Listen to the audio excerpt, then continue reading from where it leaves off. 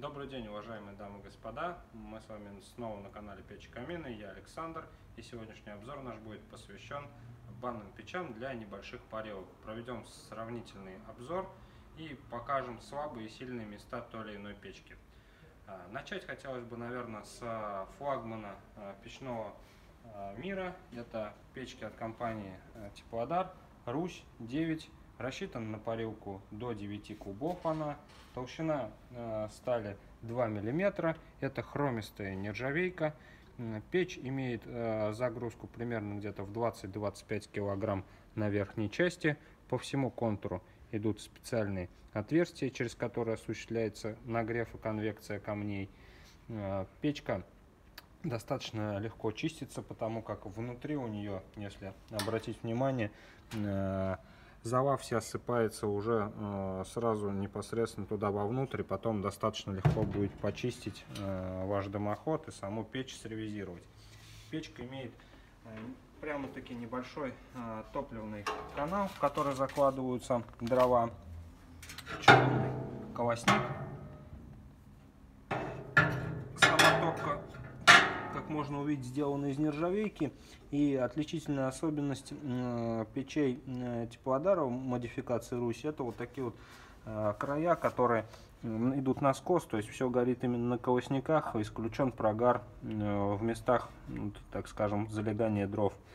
Достаточно большой зольный ящик в этой печке, то есть вот он позволяет вам прочистить практически все, что прогорело, все останется в зольнике. Русь, в принципе, проходила эта печка рестайлинг. Сейчас она выглядит, вот базовая Русь, вот так вот. Кантик 2 мм. Могу сказать так, что производитель дает 3 года гарантии на свои печи. Вот, в среднем, если топка идет в режиме, так скажем, бани выходного дня 1-2 раза в неделю, ну, такая печка при хорошей эксплуатации способна будет прослужить, ну, где-то 5-7 лет, наверное, больше не получится. Все-таки толщина 2-миллиметровой стали, она больше прослужить ей не позволит. Но выделяет на данный момент эти печки достаточно демократичная цена. То есть в среднем где-то до 10 тысяч рублей. Модификации эти стоят там 9150, 9450, сейчас уже после того, как цена на Теплодар повысилась. В общем-то, это неплохой вариант печи для небольшой парилки. И плюс вы укладываетесь, так скажем, в маленький бюджет. Следующий вариант печи — это печка от компании ТМФ, Оса. Оса также рассчитана на парилку где-то в 9 кубов до 9 кубов. Вообще они идут от 4 до 9 кубов. Данная печка также выполнена из хромистой нержавеющей стали. Так же, как у печки Русь, сделана непосредственно топливная часть, где лежит колосник. Но даже на видео видно, что она несколько пошире, и если замерить, то дрова здесь будет закладывать гораздо проще, чем вот в печке Русь. То есть вот топливный канал 25, это на 20, а у печки Русь он всего лишь 20 на 18, и сама вместимость уже как бы меньше, то есть видно, что печка гораздо меньше. Здесь в осе, конечно, побольше места для закладки. Печка выполнена уже из 3-миллиметровой хромистой нержавейки. Кстати, есть модификация как в хромистой нержавейке, так и в модификации карбон из углеродки. Там сталь потолще, но в целом приблизительно идентичный будет срок службы у Руси и у Осы, хотя она потолще.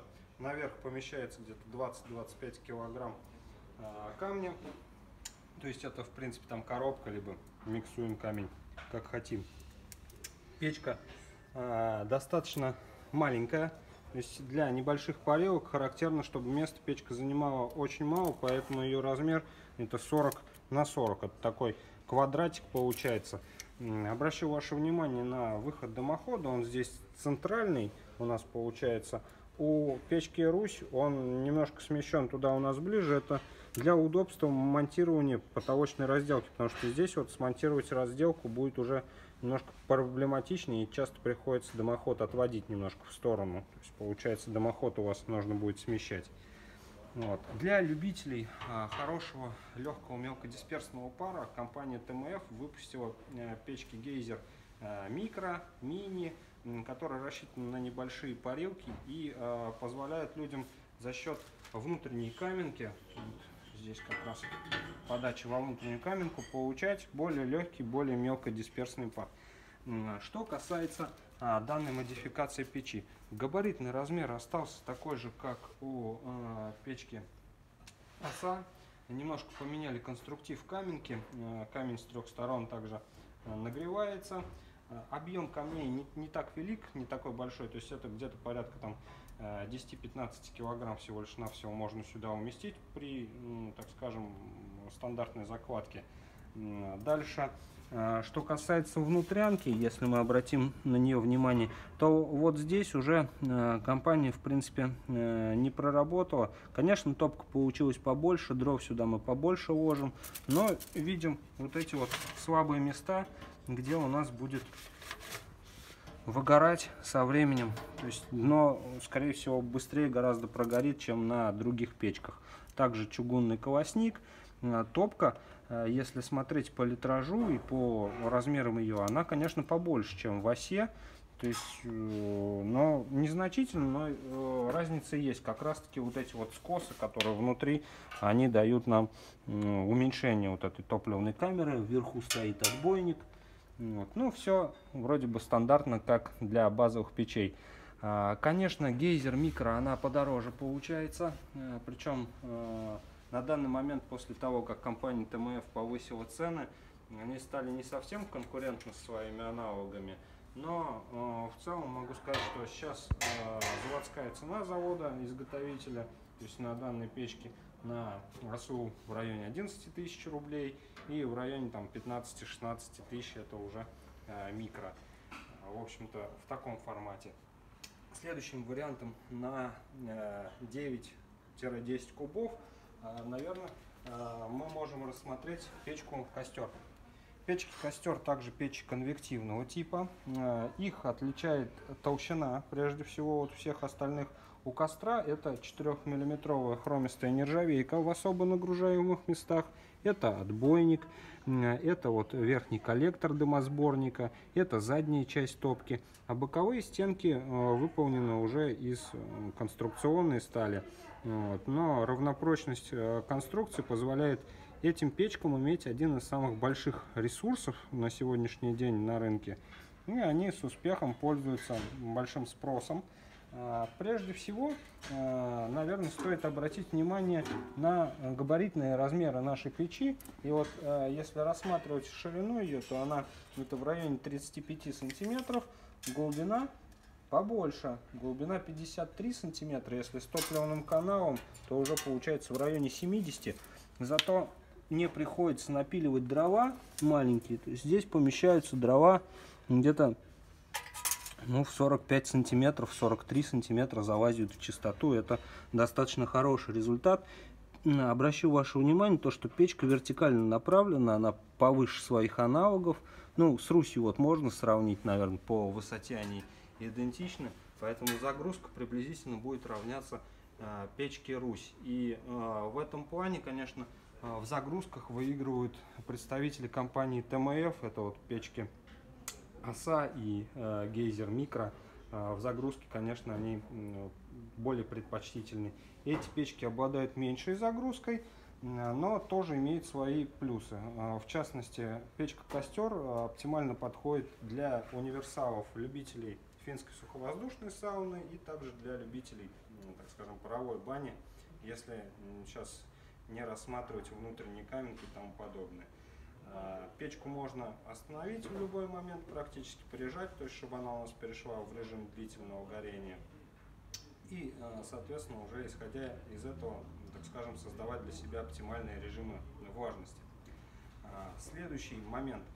Практически на всех представленных печах дверки не перенавешиваемы, а вот в Костре как раз дверку можно перенавесить.